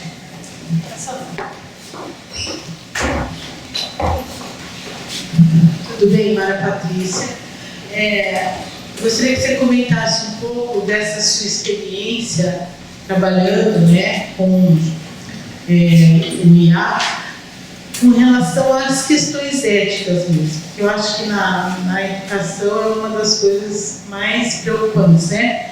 Que os PCDs, as monografias, são exemplos muito básicos hoje sobre o problema que a gente pode enfrentar com relação a isso.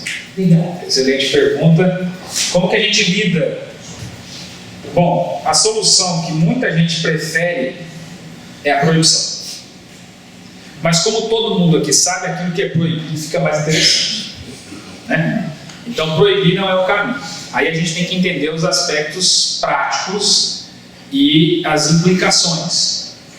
Quando você pensa no estilo clássico de ensino, em que o professor, lá na Idade Média, dois séculos atrás, ele era pago para ser aquele indivíduo que estudava as fontes de conhecimento e ele era o ícone da sumarização. E aí tinha sentido ele chegar na sala de aula e ficar o tempo todo passando e todo mundo ouvindo. Tá? Só que o mundo mudou. Hoje todo mundo tem acesso à informação e esse professor que fica só ali passando o conteúdo está ultrapassado. Então agora a gente está numa nova etapa que a gente precisa se reinventar como professor. Qual é o novo professor? É o professor que atua como provocador. O provocador é aquele que o tempo todo faz as pessoas pensarem. Que ele faz as pessoas a fazerem perguntas. E ele também faz as perguntas. Se você é aquele professor clássico que só passa conteúdo e no final do dia pede para o indivíduo fazer um resumo daquilo que você falou, ou escrever uma redação em casa sobre aquilo, está errado. Porque hoje as tecnologias existentes vão permitir que a pessoa simplesmente delegue isso para um IA fazer. E não vai ser trivial você detectar que foi o IA que fez. Mas agora, põe a molecada na sala de aula, dá um tópico para ser perguntado, para ser estudado, e começa a fazer perguntas críticas ali. Aí sim, você está atuando como provocador. Esse é o novo professor. Eu tenho visto vários professores da Unicamp indo para essa direção. Porque com as tecnologias você precisa usá-las da melhor maneira possível. Então, se hoje é fácil você buscar o conhecimento bruto, vamos ensinar a pessoa a ser crítica sobre aquilo que ela está trazendo.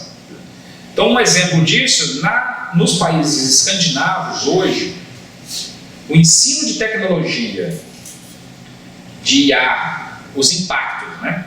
O que isso acontece, o que isso implica na sua vida? Começa em K12. K12 significa 12 anos de idade no sistema educacional. Ou seja, já se ensina nos países escandinavos hoje como as crianças devem lidar com tecnologia. E aí teve um programa recente mostrado que era o seguinte, está disponível no YouTube. Eles têm uma disciplina 2 vezes por semana em que a professora chega, mostra uma notícia, uma reportagem televisiva, por exemplo, ou uma peça de jornalismo, e faz as crianças analisarem se aquilo é verdadeiro ou falso. Com 12 anos de idade. E aí, na matéria, chega uma menininha de 12 anos lá e pergunta: isso que você acabou de ver aqui é falso ou verdadeiro? Ela falou: não dá para concluir que é falso ou verdadeiro, mas é algo que precisa de maior análise. Olha a menina, 12 anos. Precisa de maior análise porque é uma reportagem jornalística que mostra apenas um lado da situação.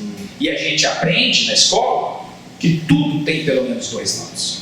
Foi entrevistado apenas o acusador. O outro lado, a defesa, não teve chance de aparecer na reportagem. Então, isso já me chama a atenção. A menina, isso já me chama a atenção. Ela tem 12 anos. Eu tenho certeza que se eu chegar e se perguntar para um amigo meu que tem 30, ele é normal. Entendeu? Então, a gente tem que se adaptar a esse novo tempo. Então, o que eu acho das considerações éticas? Ensinar a perguntar, ensinar a fazer essas análises críticas, punir. Temos mecanismos para identificar quando a pessoa está usando e se não era permitido, não deve ser permitido, deve ser detectado. Os detectores para isso estão sendo desenvolvidos, não são perfeitos, obviamente, mas podem ser utilizados. Tá? Mas eu acho que é inevitável o uso. Porque se eu tenho a ferramenta que pode me ajudar a escrever melhor, por exemplo, por que eu não vou usar? Pensa bem, você já pararam para pensar o que separa uma grande barreira para a ciência brasileira em relação ao mundo? Língua. Porque a gente, além de ter que ser foda na parte técnica, a gente tem que dominar a língua, que é a língua da ciência. Eu já tive alunos brilhantes tecnicamente que não dominavam a escrita. Porque é inglês, não é a linguagem dele.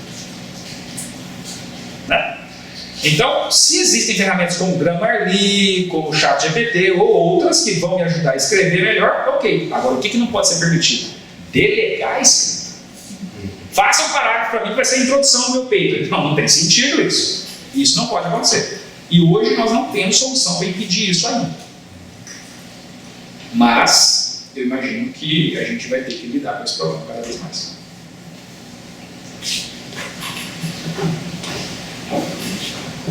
Boa tarde, professor. Queria agradecer pela discussão. E a minha pergunta é mais no sentido da metodologia, da utilização da IA enquanto metodologia. Eu não tenho conhecimento sobre isso, é uma pergunta meio opinativa assim. Se você acha que no futuro próximo a utilização da IA pode entrar como uma validação metodológica para a produção científica, como parte da metodologia mesmo, seja para validar escrito ou para tradução de um texto, ou até mesmo para não sei, parte de verificação de imagem, qualquer coisa desse tipo assim. Isso já está sendo utilizado. Mas eu vou aprofundar um pouco a pergunta que você fez. Quando você pensa numa pesquisa científica, você tem que pensar as perguntas, fazer uma hipótese, traçar um plano de verificação da hipótese e depois, ao final, você vai aceitar, vai refutar essa hipótese, certo? Eu imagino que sim, nós estamos caminhando para um momento em que, dada a quantidade explosiva de informações que nós temos, a IA vai ser incorporada nesses conjuntos de passos da pesquisa no dia a dia mesmo. Tá? Seja para te ajudar a sumarizar um conjunto. Nesse processo, muita coisa vai ser alucinação. Então, tudo que ela propôs, você tem que saber checar se é verdadeiro. Por exemplo, vou dar um exemplo aqui que aconteceu comigo. E aí ele até está falando que eu trabalho com IA e com forense. Sim, é IA e forense digital. Aí eu perguntei, brincando para a IA, eu perguntei assim, quais são os pioneiros da área de forense digital? Aí ela acertou.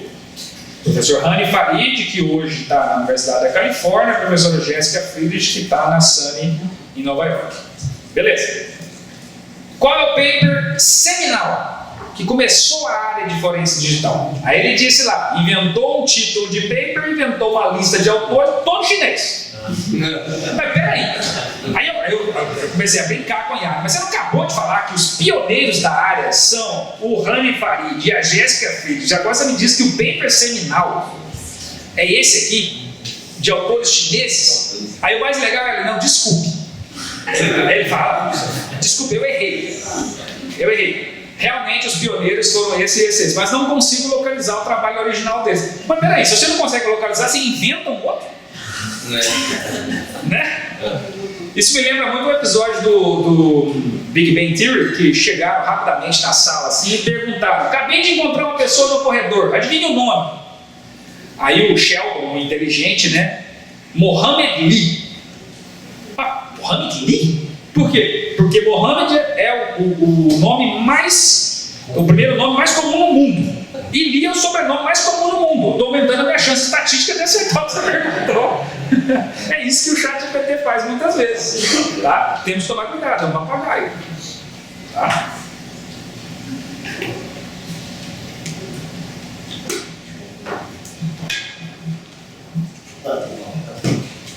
Bom, primeiramente, obrigado pela exposição que você fez. E aí tem uma pergunta que é, apesar de a IA, desses avanços tecnológicos, eles estarem constantemente presentes e sendo falados e aparecendo na nossa vida, eu acho que, talvez especialmente para a pós-graduação, pelo menos falo por mim, ainda tem uma dificuldade de se apropriar desses processos e dessas ferramentas.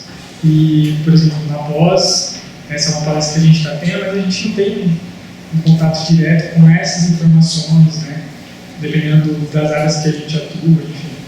Então, eu queria saber se você tem alguma proposta de apropriação e, no outro sentido, você também pontuou em alguns momentos que o Brasil está investindo nisso, ele está unificando as informações, os processos.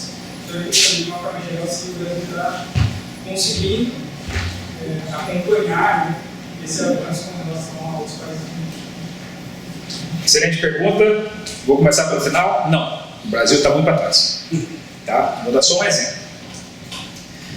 Em 2023, a Meta comprou o equipamento que é o mais importante para se fazer inteligência artificial de ponta, que se chama GPU. E a GPU de ponta hoje se chama H100 ou A100, são dois tipos. A Meta comprou 50 mil. Tá? Microsoft, pau a pau com a Meta, comprou 50 mil. Quantas H100 a Unicamp tem? Nenhum. Nós estamos comprando agora as primeiras 16 pelo Recorde AI. Mas até agora eu não tenho conhecimento de H100. Talvez uma ou outra, mas não 16. Tá? A Samsung, nesse cluster dela, ela tem 40 máquinas, cada uma com 8. Então ela tem essas H100 lá, mas é o que eu tenho conhecimento por aqui. E ela tem parceria conosco, então nós temos acesso a isso. Mas nós estamos comparando alguém que está na faixa de 300 com alguém que está trabalhando com 50 mil. Tá? E o que os países estão fazendo nesse sentido para processar tanta quantidade de dados? Suíça, por exemplo, investimento federal, montando um supercomputador para que a pesquisa de todas as áreas do país acessem esse supercomputador para poder competir, por exemplo, com essas empresas. França, mesma coisa. Então, o governo federal entrando, comprando esse equipamento, montando um centro de computação. Como se fosse antigamente a nossa ideia do Senapad que nós temos aqui, mas que por falta de recurso acabou ficando desatualizado. Hoje no Brasil nós temos investimento sim, mas ainda estamos para trás. No Brasil, onde está sendo feito isso? Santos Dumont. Santos Dumont com muito investimento da Petrobras. Nós temos muitas H100 lá, por exemplo. Muitas mesmo, centenas. Porque a Petrobras está colocando. Senai Cimatec, Bahia, Salvador. Ponto de referência no Brasil. Também ganhando muito investimento justamente nessa linha. Mas ainda estamos atrás, porque o Brasil está acordando para isso só nos últimos anos. Nos últimos 8, 10. Enquanto o mundo já está investindo nisso há mais tempo. Tá? E ainda não temos uma estratégia brasileira de investimento. De tecnologia, por exemplo, temos uma vergonha de um documento de 2 páginas, que foi tão vergonhoso que a Academia Brasileira de Ciências resolveu fazer o dela para que talvez o governo, isso aconteceu no governo passado, acordasse para a vida e falasse, não, vamos pelo menos usar um pouco do documento da Academia Brasileira de Ciências. E aí agora, nesse governo federal, voltou-se a ter essas conferências nacionais de discussão tecnológica, inclusive acontecendo mais ou menos agora em São Paulo. São as conferências nacionais de tecnologia. E aí, uma das tarefas dessas conferências é produzir um novo documento para o investimento do país. Não a IA, investimento. O que vai ser, o que o Brasil quer em termos de ciência e tecnologia para o futuro. Tá? Isso está sendo discutido agora. Mas o mundo está se movimentando mais rápido, principalmente o norte global. Mas o Brasil é um grande jogador. O Brasil está entre as 10 maiores economias do mundo. Se a gente pensa direito, a gente consegue participar da história. A gente tem que olhar o que a gente produz de melhor. O que vocês acham que a gente produz de melhor, gente? Recursos humanos. É um dos lugares melhores do mundo para a formação de recursos humanos. Porque o Brasil é um país muito diverso. Qualquer novo medicamento, onde que os caras querem testar? Brasil. Por quê? Porque é um país tão diverso quanto o Brasil, se o medicamento funcionar no Brasil, vai funcionar em outro lugar. Agora o cara vai lá, faz o medicamento e vai testar na Coreia do Sul. Todo mundo igualzinho. Não estou falando de face igual, não. Geneticamente é muito parecido, não tem muita variação. Você não sabe se o medicamento vai funcionar. Quando você vai para o Brasil, funcionou no Brasil, está funcionando com muita gente diferente. Brasil, um dos países que tem a maior quantidade de italianos do mundo, fora da Itália. Maior quantidade de libaneses. Maior quantidade de sírios. Um dos países que tem a maior quantidade de árabes, fora dos países árabes. Gente, é muita diversidade. Então nós temos um grande potencial de formar recursos humanos. Quando eu fui professor visitante em Harvard, eu fiquei lá, trabalhei no laboratório de neurociência, que inclusive o professor que me recebeu hoje é o diretor global do IBM Watson, que trabalha com IA, né? E aí eu voltei os meus alunos aqui no Recorde e perguntaram, o que você viu de diferente? O que eles têm de bom que a gente não tem? Aí eu sabia que vinha uma pergunta desse tipo, eu falei, então vamos analisar. Primeiro, os alunos lá são tão bons quanto vocês aqui. Os professores lá são tão bons quanto vocês aqui, mas eles têm uma diferença. Eles têm mais acesso a recursos para financiamento da pesquisa. Isso a gente tem que melhorar. Então nós temos muito potencial. Estamos atrás, mas temos potencial. Faltou. Em relação ao que você pode fazer? Procure assistir seminários online que discutem, por exemplo, tendências tecnológicas. Procure fazer cursos online, por exemplo, não para você se especializar em IA, não, para você saber o que você pode fazer com ela. Existem cursos assim, existem palestras assim. Acompanhe, por exemplo, laboratórios como o nosso, o da UFMG, o da UFPE. Tem sites para mostrar o que está sendo pesquisado. O nosso é facinho, é só você digitar no Google. É só isso aqui, ó, recode.ai, só.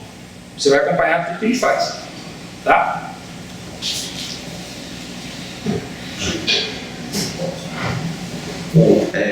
Parabéns aí, Anderson, pela apresentação.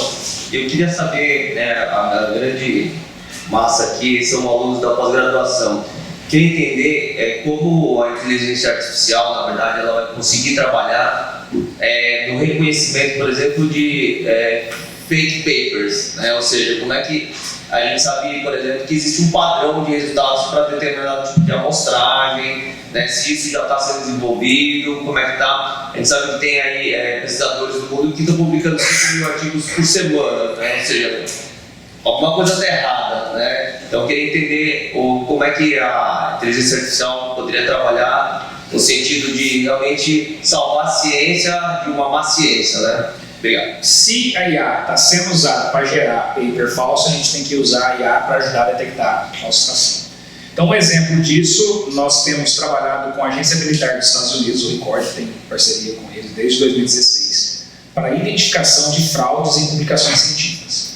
Então, hoje, no ORI, que é o Office of the Research Integrity dos Estados Unidos, ORI, o algoritmo que identifica falsificações em papers ligados à área de saúde. A gente focou em área da saúde.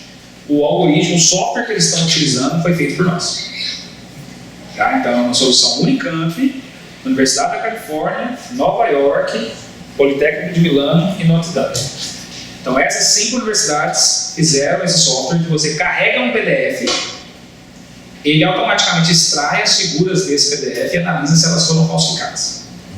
Alguém foi no Photoshop, modificou o brilho, contraste, rotacionou, cortou elemento, adicionou elemento, isso está em uso hoje. Tá? Aí a gente publicou esse software, inclusive, na Nature. Está publicado. E agora a gente já fez uma atualização. Está submetido para a Nature, está na segunda fase de revisão. Estão enrolando a gente para dar a resposta final. Por quê? Nós descobrimos, com o nosso algoritmo, 2 fazendas de papers, que são chamados, ou moinhos de papers, são chamados paper mills. Tá? Nós descobrimos esses 2 paper mills, os 2 na China. E nós demos os nomes dos indivíduos envolvidos. Obviamente a Nature está gostando da ideia que a gente vai divulgar o nome. Mas a gente provou. O que a gente fez? Você faz o upload do paper, a gente extrai do PDF, a gente extrai o nome dos autores. Para cada um dos autores a gente vai no Google Scholar, pega todos os PDFs do cara, e para cada um dos PDFs dele a gente extrai todas as figuras. Então no final, um autor, a gente pega lá 50 papers dele, extrai todas as figuras, tem 5.000 figuras desse cara, aí eu pego do vizinho dele que está como coautor, o outro coautor, o outro coautor, no final das contas tem mais de 100.000. E eu consigo verificar se um está usando figura do outro. E aí eu monto um negócio que na computação chama clique, né? Eu monto um grafo de dependência e eu pego o seguinte, ó, esse cara aqui acabou de publicar agora, mas 3 meses atrás saiu a mesma figura, o mesmo resultado. E aí a gente montou isso e descobriu 2 fazendas, ou seja, um grupo de uns 16, 20, que eles ficam se pegando material. E aí a gente mandou para Nature, a fase que estava com os revisores, beleza, os caras adoraram, falaram, software disponível, a gente vai disponibilizar o código-fonte, qualquer um pode fazer isso aqui e analisar. Cadê o editor dar a resposta? Já faz 3 meses que falta para o editor dar a resposta final, eu até já propus, a gente pode tirar o nome. A gente fala que encontrou esse problema. E não precisamos citar o nome dos caras. O editor não responde. Aí, 2 semanas atrás, eu mandei um e-mail para o editor e falei, tá na situação que eu vou ter que fazer um withdrawal, né? Vou ter que tirar o paper e mandar para outro lugar, vou mandar para a Plus Humana, que é a competidora. Ele não respondeu. Até agora não respondeu. Talvez ele tenha entendido como uma ameaça, mas não tem jeito. Chega num ponto, eu duvido que eles fariam isso se fosse um americano. É brasileiro.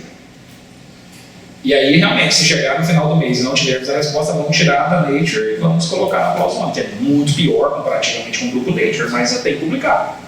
Né? E o código-fonte nós vamos disponibilizar também. Então, o que pode ser feito? Usar a IA para identificar esse tipo de falsificação. E aí, nesse contexto também, continuando, finalizando, nós tivemos um projeto de 5 anos, a parte brasileira, financiada pela FAPESP, que é um projeto que nós chamamos de Déjà Vu, que é um temático, justamente para ver de novo, né, por isso Déjà Vu do francês. E agora acabou esse temático em novembro, e aí eu já submeti a versão do temático 2 para mais 5 anos, vai ser aprovado agora, porque eu já fiz a entrevista final com a diretoria científica e administrativa, e agora ele se chama Horus. E o Horus ele vai um passo além, porque agora as pessoas vão usar IA para gerar também o conteúdo. E aí a gente quer identificar, desenvolver software para identificar quando o conteúdo do artigo é gerado pela IA. E aí, obviamente, a gente vai submeter, vamos tentar a Nature de novo, né? E esperar que o editor aceite. Tem uma pergunta. Boa tarde, parabéns pelo domínio do assunto. Acho que muito bem-vindo falar sobre isso, né? A gente já está, na verdade, até um pouco atrasado para falar sobre isso, ou seja, fala sobre isso há 2 anos. Então, parabéns. E eu tenho uma pergunta a respeito da base de dados sobre o laboratório HDL da Samsung. Porque essa base de dados, eu faço parte do projeto Atleta, né? Então eu tenho um pouco de contato. Essa base é muito boa para acertar dados, para ser arquivado e para melhorar o próprio dispositivo do relógio, né? Mas isso é uma iniciativa privada. Eu gostaria de saber, em relação a benefício direto para a população, como que isso ajuda. Obrigada. Muito importante a pergunta, porque quando a gente pensa em parceria com a empresa, as pessoas às vezes podem pensar que a solução só vai ficar com a empresa, né? Não é verdade. Então, por exemplo, esse software que a gente acabou de fazer agora no Viva Bem, que a gente registrou no INPI, ele é acessível para todo mundo. A gente deixou claro, a propriedade é da Unicamp. Então a gente licenciou para a Samsung utilizar, porque ela é uma parceira do projeto, mas se chegar, por exemplo, a Universidade Federal do Ceará, que inclusive vai usar agora, e quer utilizar sem custo, vão usar. Então, qual é o benefício direto? A gente tem a pesquisa, coleta o dado, por exemplo, esse dado não é da Samsung. A Samsung pode utilizar esse dado para ela, esse dado é da Unicamp. Tanto é que eu deixo claro, nos primeiros dias falei com o Chida e com os colegas. Acabou o projeto, por exemplo, amanhã acabou o projeto. A gente pode continuar usando esse dado quanto tempo a gente quiser. Entendeu? Porque esse dado é Unicamp. Por isso que a Unicamp é um exemplo disso, ela evoluiu muito nessa questão de parceria com a indústria nos últimos 10 anos. E hoje é a universidade no Brasil que mais tem isso desenvolvido. Nós conseguimos fechar uma parceria com a indústria hoje em menos de 60 dias. Uma federal demora 12 meses, tipicamente. Tá? Por que a Unicamp chegou nesse ponto? Porque ela aprendeu como lidar com a indústria. E uma coisa que ela não abre mão, se foi feita por pesquisadores meus, alunos, professores, funcionários do Unicamp, eu sou proprietário. Por isso que ela aparece no ranking como a entidade brasileira que mais deposita patente depois da Petrobras. Por que ela está? Porque ela não abre mão da propriedade. E tem muita universidade aí que só para pegar o financiamento da pesquisa, acha que se não bater o pé em relação a isso, ela abre mão da propriedade. E aí não aparece nem que o professor fez a patente. Tá? Então a Unicamp não faz isso. O que a Unicamp aceita é licenciar com exclusividade quando a empresa dá alguma coisa em troca. Então, por exemplo, no nosso caso, se nós fizermos uma patente, a prioridade de licença é da Samsung. Ou seja, ela vai negociar no Brasil todo, no mundo todo, a prioridade é porque ela financiou a pesquisa. Mas o que ela deu em troca para isso? Ela doou para a Unicamp o laboratório. Ela construiu o espaço físico do laboratório e doou para a Unicamp. Ela falou, se tiver patente, nós já estamos no 3º ano do projeto, não temos patente ainda. Porque quando você faz uma pesquisa, não tem garantia que vai ter patente. Mas independente disso, ela falou, se tiver uma patente, eu quero ter o direito de decidir se eu vou licenciar. E aí, se ela decidir licenciar, ela pode. Mas ela deu em troca um prédio, e o prédio custou 2 milhões e pouco. Tá? Então, quando a gente tem essa experiência e o suporte que a Unicamp dá para a gente, permite chegar nesse ponto. Mas eu sei de vários casos que realmente acontece o que você está falando. O dado fica com a empresa, Você não pode nem fazer o aluno formar depois porque acabou a parceria e aí o dado está com a empresa. Não, não é nosso caso, não. Aqui a gente manda, o dado é nosso. Eles usam, mas o dado é nosso.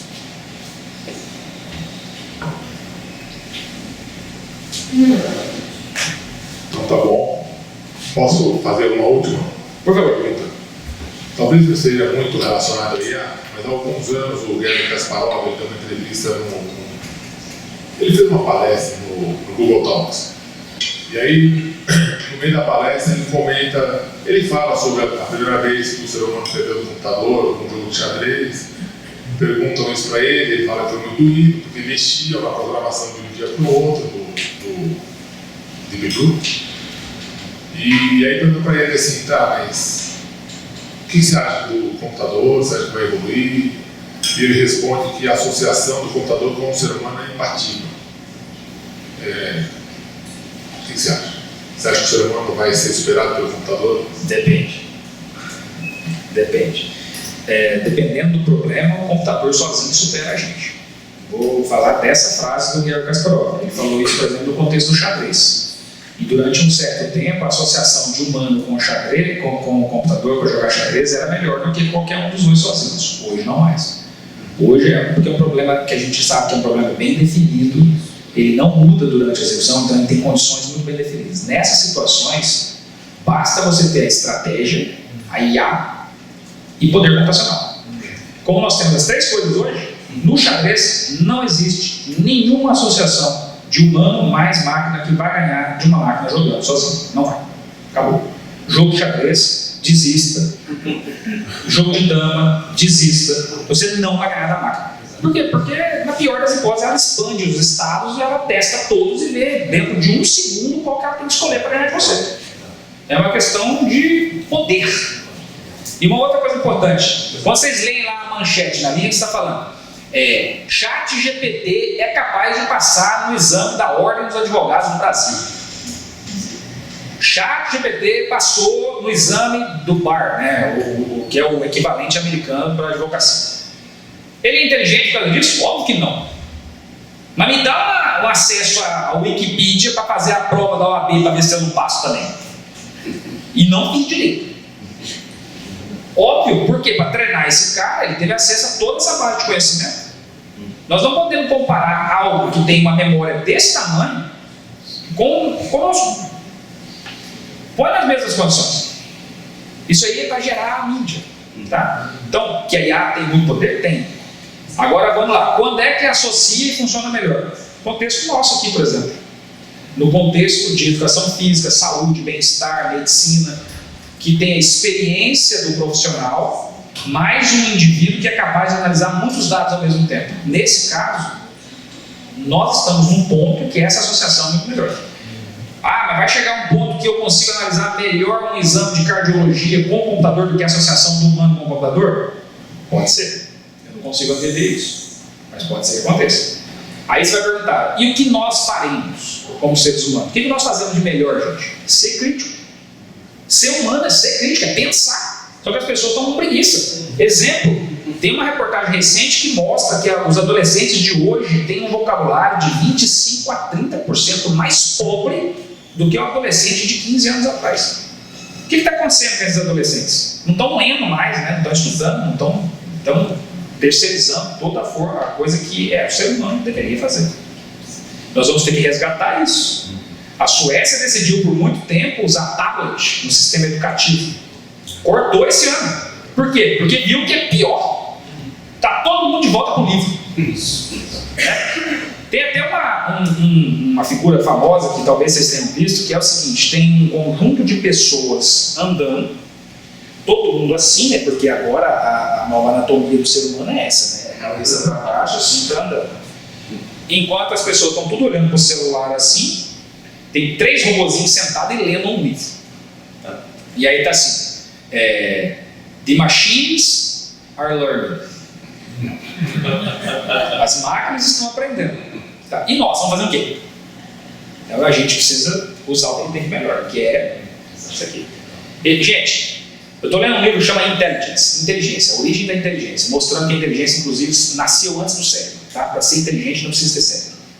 tá? O cérebro foi uma consequência natural da seleção natural. Nesse livro se discute muito o que é ser inteligente. E a gente está muito longe de ter uma inteligência artificial.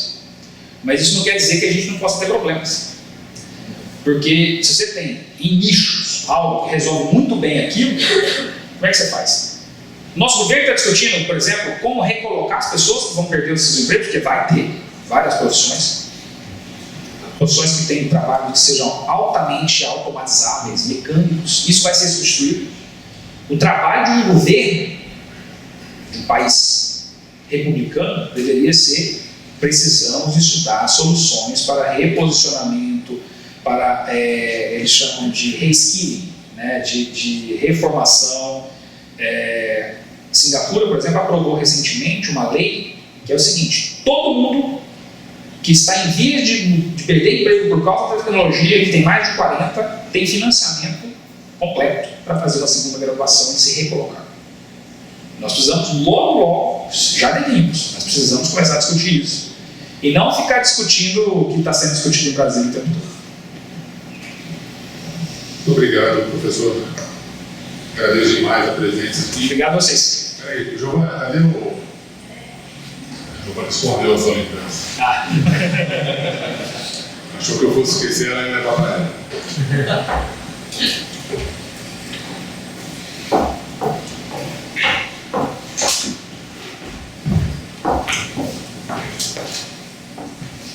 Obrigado. Obrigado. Obrigado, gente.